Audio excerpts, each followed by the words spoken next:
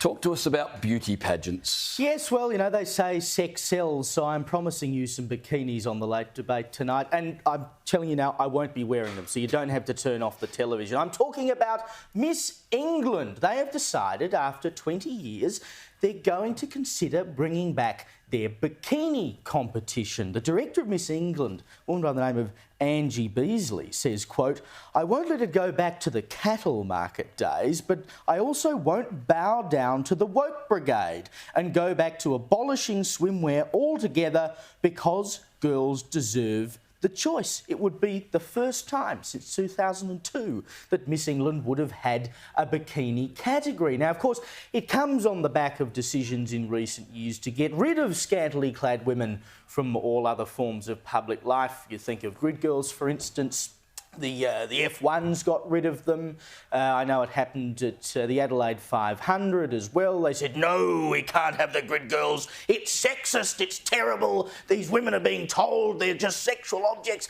Funnily enough, though, all these women who compete in Miss England or any other bikini competition, or a woman who is a grid girl, they're all doing it because they want to do it and because they are being paid to do it. And I distinctly remember when grid girls were banned in Adelaide, writing stories about it, talking to grid girls who were saying, "You've just done me out of a job." And the person who'd done them out of a job was a man, the sports minister at the time, Leon Bignell. They said, how sexist is that? A man has told me I can't go and make a living because I look good. You know, if they want to bring back the bikini round, good on them.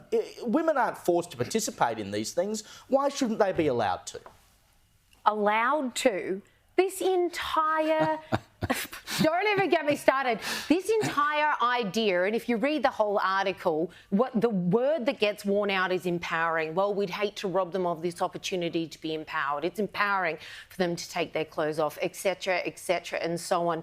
Do me a favour. In today's currently society, where we see a scourge of eating disorders, body dysmorphia of all kinds, especially in young girls on Instagram, all the rest of it, who are told from a very young age, not to mention the porn-soaked culture that we live in, the stats on that, and the young age that people, both boys and girls, men and women, are exposed to that. That is affecting our young people coming up through the ranks. And to see them, like Grand Prix, other things like that, where people bring their families. It's not just for the men.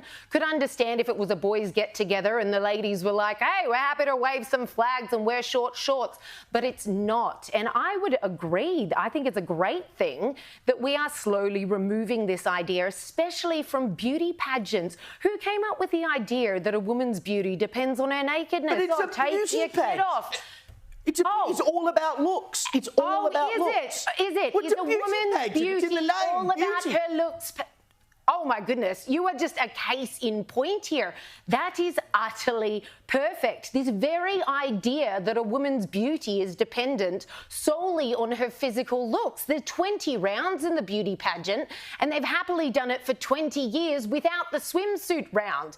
A woman can be drop dead gorgeous in a dress. In fact, lady, it was Coco Chanel who very famously said the most seductive thing in the world is not a woman undressed, it is a woman well dressed. And we need to bring that back into the culture. No, women used to be beautiful and elegant and feminine and never took their clothes off. But like you said, in fact, men understood and the world was a better place when men knew they had to work very hard to get to that point. Like you said, there's 20 rounds and only one is the swimwear, and I do believe that it's optional, but I mean, it depends what you're assessing. If you're assessing a woman's intelligence, well, she wouldn't wear swimwear to a spelling bee. If you're assessing her character, she wouldn't wear, you know, a bikini to meet your mum. But if you're assessing her beauty, then you wouldn't put her in a Hessian sack or a burqa. She might wear a swimsuit. We're not talking about a Hessian sack, but you can be beautiful with your clothes on.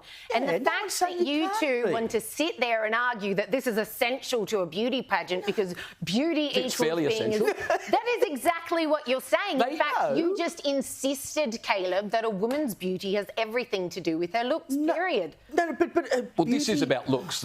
It's all... No, it's not nowadays. It's not at all. There's 19 other rounds. Do you not understand? Even in a bikini, here? these ladies would have more clothing than most Hollywood celebrities when they walk the red carpet at a film festival or an awards ceremony. Exactly. So I'm saying let's raise generations of young girls who know that they're far more beautiful with their clothes on. It was Edmund Burke who once wrote a very long time ago, days that I wish I'd been born in, that woman is not made for the admiration of all, but for the happiness of one. And that makes for very happy women as well.